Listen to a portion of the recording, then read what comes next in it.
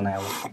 Veja, uma coisa que me incomoda muito é ver o Bolsonaro com um discurso de barbárie, com um discurso de selvageria, ameaçando os valores conquistados, valores civilizatórios conquistados pela sociedade brasileira.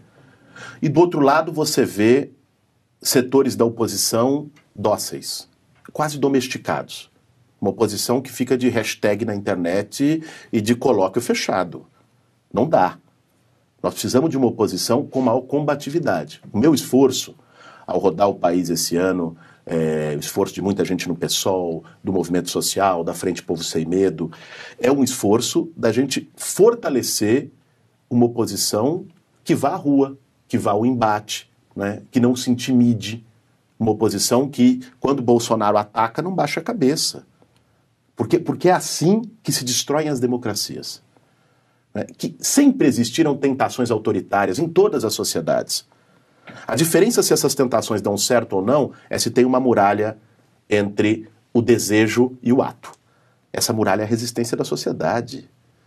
Se a sociedade ficar apática, passiva, vendo o cara destruir a soberania nacional, os direitos sociais, a Constituição de 88, o ambiente democrático, né, atacar a oposição, atacar a diversidade, censurar livro, dizer que jornalista tem que tomar cana, se a sociedade não reagir em relação a isso, depois não tem mais tempo.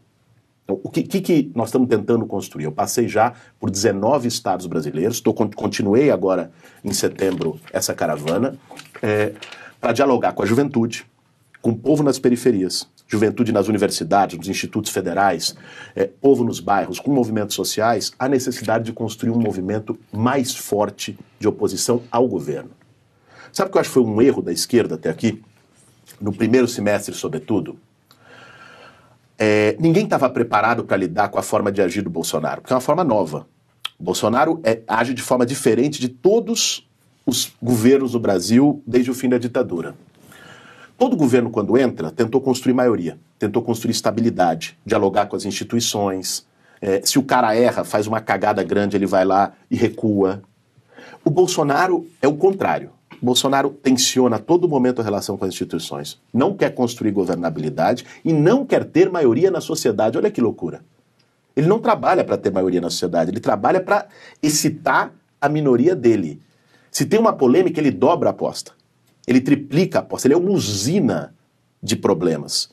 Então, todo dia ele abre 5 flancos. Você acorda lá às 6 horas da manhã, está escovando o dente, o cara xingou a Brigitte Macron. Quando você começa a tentar reagir a isso, fala, isso é absurdo, é um machismo, é inaceitável. Não é? Antes do almoço, ele já indicou o filho embaixador, no começo da tarde ele mandou o garimpeiro invadir terra indígena, não é?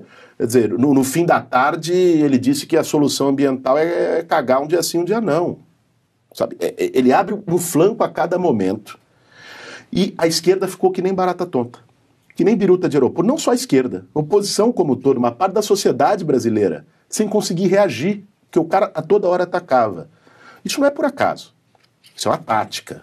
Aliás, uma tática militar. O Bolsonaro é cheio de usar táticas militares. Essa tática chama saturação. É uma tática de ataque de guerra, que você ataca vários alvos ao mesmo tempo e desbarata a possibilidade de reação do inimigo. Porque nesse caso o inimigo dele é o Brasil, é o povo brasileiro, é a sociedade brasileira, são os valores construídos historicamente no nosso país. Ele acha que ele está numa guerra. O Bolsonaro se sente numa guerra cultural e numa guerra social contra a maioria do povo. A esquerda, se ficar a cada pauta que ele cria, a cada factoide que ele cria, ficar correndo atrás, nós não vamos conseguir construir uma oposição coesa. E ele vai, a cada dia, naturalizando os maiores absurdos. Ele vai criando novos absurdos e a sociedade fica sem capacidade de reagir. Qual é a possibilidade da gente reverter esse quadro? Criar um movimento forte contra o governo Bolsonaro. Olha, eu de fato não sei se ele termina o mandato. Né?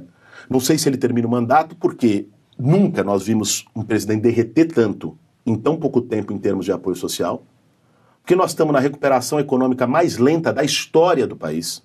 Veja lá os gráficos. Crise do início dos anos 80, crise de 29, crise do final dos anos 80. Né? Todas elas, nós tivemos, em 5 anos depois do estouro da crise, um nível de recuperação muito superior ao nosso. Não há perspectiva de melhora econômica no Brasil, o povo está sofrendo, o povo está desempregado, Enquanto as pessoas esperam que o presidente da República apresente algum caminho, ele fica fazendo briga da quinta série, da quinta A com a quinta B. Então, ou criando outros fatos. Então, e isso pode gerar uma situação de ingovernabilidade. Qual é o papel da oposição e da esquerda nisso, no meu ponto de vista? É fortalecer uma atuação de rua para expressar essa oposição ao governo Bolsonaro e construir alternativas. Não só negar. Nós temos, obviamente, que negar. Quem achar que a oposição nesse momento... ouvi uma entrevista esses dias do governador da Bahia que me arrepiou, né? O papel da oposição não pode ser só negar, tem que colaborar. Digo, colaborar com a destruição nacional? Colaborar com o ataque à democracia? Colaborar com um sociopata na presidência da República? Ele que colabore, eu não.